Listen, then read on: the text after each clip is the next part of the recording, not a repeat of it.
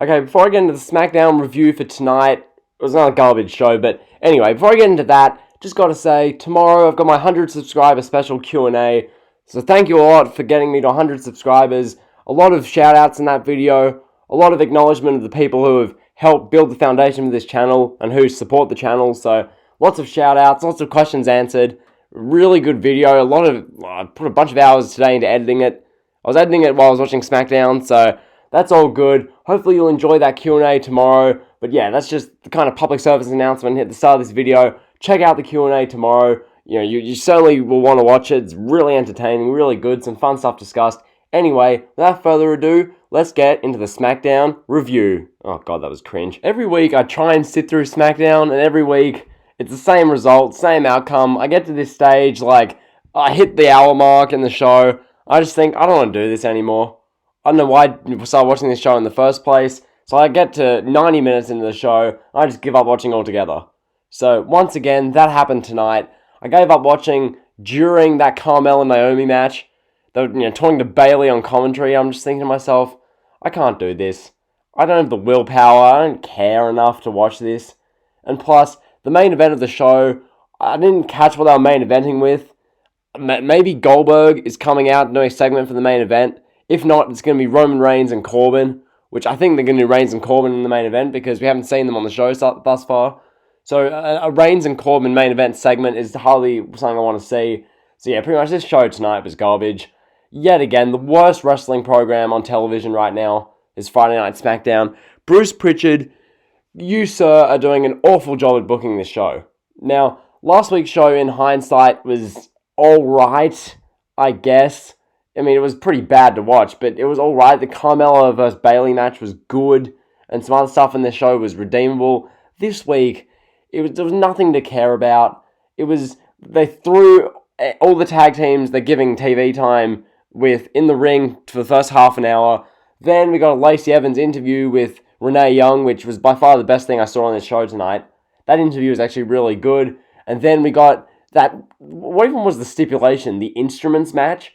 Where it was Elias and Strowman against Nakamura and Cesaro, a match we've seen literally for 2 months. We've seen that match so many times, and we saw it again, only this time Instruments were at ringside, and it was false count anywhere. Wow, that was really going to get me captivated. That match got like 20 minutes. By the time you did the entrances, the segments, the match itself, post-match, that just went on way too long. That zapped all the energy from me, and then you transition into the Bella Twins on a moment of piss. Oh my god, I don't even know how they broadcast this show every week. Literally, this show gets me less and less excited for what they have coming up. So, realistically, that was the show. I'm just going to get into the review now. I've taken no notes for this. I've just watched the show for a bit over an hour and a half. I'm going to leave my review here. Granted, this next 25 minutes of the show, which I'm missing out on watching, or not missing out, I'm not missing out on anything. The next 25 minutes of the show that I'm not watching, maybe Stone Cold Austin and The Rock come back. Maybe The Shield reforms. And maybe we get something epic also on the show. But honestly, at this point, I don't even care. Even if they do, I just don't care. Maybe Goldberg has the greatest segment of all time. I don't care. So this show, we open up. We get this segment in the ring where the New Day are cutting a promo with the Usos. The New Day and Usos are in the ring. They're teaming up for this big 8-man tag match to open the show. So they're cutting this promo. They're teasing a New Day Usos tag title match, which I'd be fine with. Granted, we've seen it plenty of times, but these two teams can produce great matches, so I guess I'm a bit more okay with it. From here, Miz and Morrison come down, and they're doing this just horribly cringe thing, because obviously New Day have their thing like New Day Rocks. So Miz and Morrison, they're trying to do their own rip-off one. They're doing this, getting no reaction. I'm just cringing violently.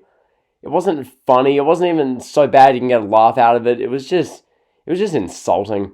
Miz and Morrison dancing around at ringside trying to get a chant going, and no one was chanting. It was just so sad. So from there, you had Ziggler and Rude come out. So from here, we get an 8-man tag match. Ziggler, Rude, Miz, Morrison against the New Day and the Usos. Wow, the 4 tag teams they showcased on SmackDown being thrown into the ring together. Really exciting. What's this match for? Why is it happening? What's the reason to care? What does a team get if they win? Oh, that's right, momentum in the tag team division. Since when does a company like the WWE believe in momentum? with 50-50 booking and records not even being a thing. So we get this opening tag team match. Just like every other week, this opening match on SmackDown goes literally 20 minutes because they're trying to kill time on this show any way they can. Because anything they can do to where they don't have to make a story, they're going to happily do, because this is Bruce Pritchard. We can't possibly do a story. Just get through Friday night, get through the 2 hours on Fox and get our money. So realistically, this match was crap. It was pretty boring. In the end, the faces win. New Day and the Usos, they go over. So Miz, Morrison, Ziggler, Rude, they escape up the ringside aisleway looking all like embarrassed and whatnot. So we got that. From here, we get this backstage segment where Daniel Bryan's walking around and then he confronts Drew Gulak, who I forgot was even employed because they haven't even used him for 2 months. Drew Gulak's just there in a suit, or like a kind of a suit, and then Heath Slater's clearly standing behind him. Then Heath Slater goes, "Did I hear my name?" So Heath Slater vs Daniel Bryan's rematch is happening later on the show. Thrilling, just what I want to see. And then from there, we get the only thing on this show that was worth watching, Lacey Evans in her interview with Renee Young. Renee Young, anything she's involved in, I remember that's, the Miz and Maurice, or it was the Miz sit-down interview in his home for the Bray Wyatt feud. That was awesome. Renee Young did an incredible job there. That segment was great. This Lacey Evans one was actually really good.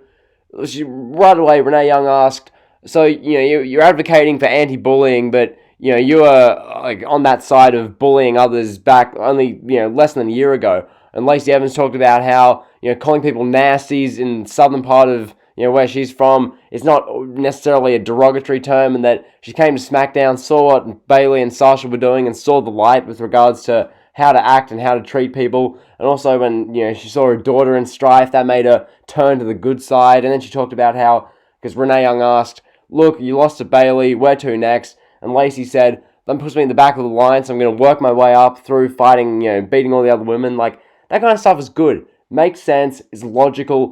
Can we just get 2 hours of Renee Young sit-down interviews? That would give us the best SmackDown episode all year, if Renee Young just sat down and talked to people for 2 hours. But instead, we just get these awful wrestling shows on Friday nights.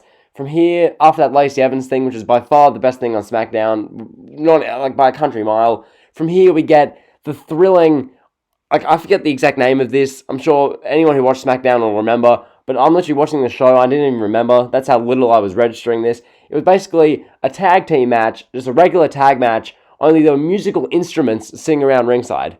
Sound goofy? You bet it was. Sami Zayn, Cesaro, Nakamura, they all came out. Zayn has his little ukulele again. Cesaro's got his bloody cowbell. Nakamura, the rock star, is just standing there. I bet in his mind he's thinking, I'd rather be anywhere else but here.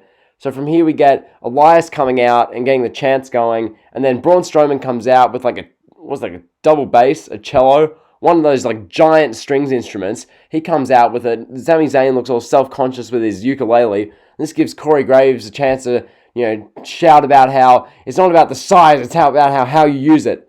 Okay, these sexual innuendos for this, it's just, no one cares. So we get the match itself, boring, the same tag match, Elias and Strowman against Cesaro and Nakamura.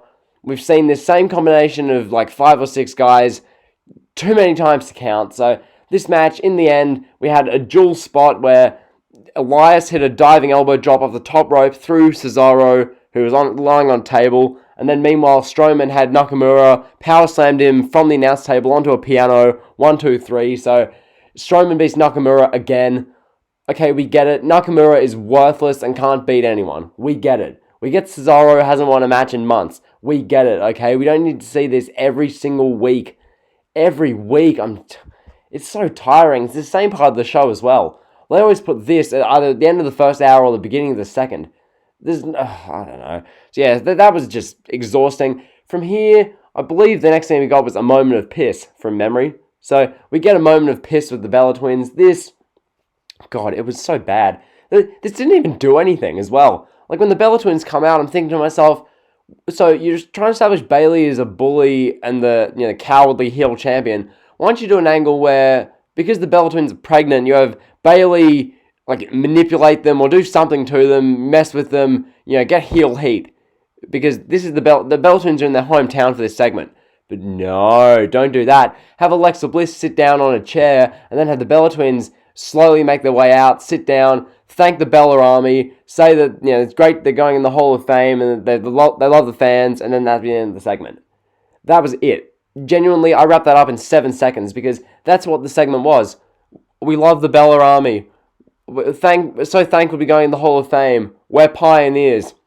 Michael Cole in commentary early in the show said, "Oh, later on tonight, the legendary Bella Twins." And I thought, if they're legendary, what kind of word would you use to describe Stone Cold Steve Austin or Hulk Hogan? If the Bella Twins are legendary.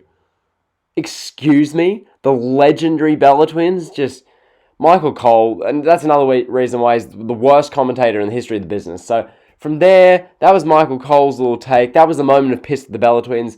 From here, we got privileged to see Daniel Bryan versus Heath Slater, part 2. I didn't watch the first match. I turned the show off and didn't see it that time.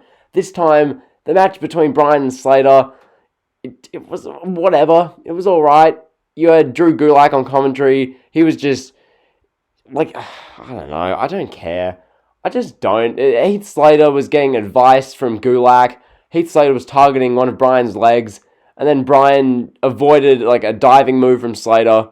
And then Bryan hit a running knee and pinned Heath Slater. And that was it.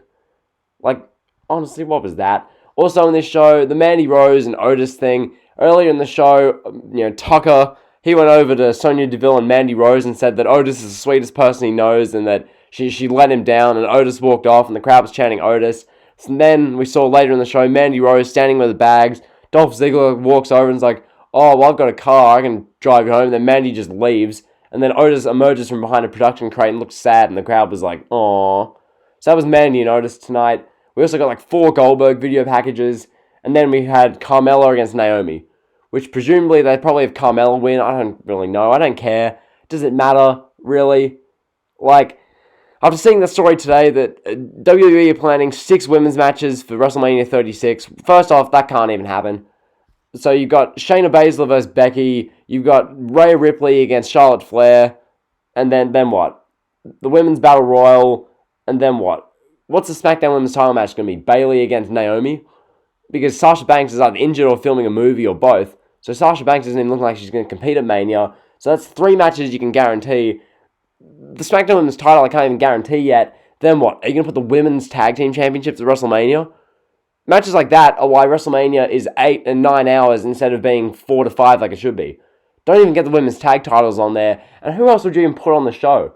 Stop trying to force women's matches onto the show because they're women. So anyway, that's the SmackDown review. I've gotten this to 12 minutes purely just because I hate the show and I've talked about it more than I want to. So that's that. Realistically, that was SmackDown for tonight. Give me another F, another unwatchable show. Maybe in the main event, as I said, maybe Goldberg had a confrontation with Brock Lesnar and they had, a spear off, or I don't even know. Maybe that the greatest segment ever in the main event. Maybe Stone Cold came out with a beer truck and doused Baron Corbin. I don't know. Probably it was it's probably a dull main event, but anyway, that's about it. If you enjoyed the video, be sure to like, comment, and sub. You guys know the drill. See ya.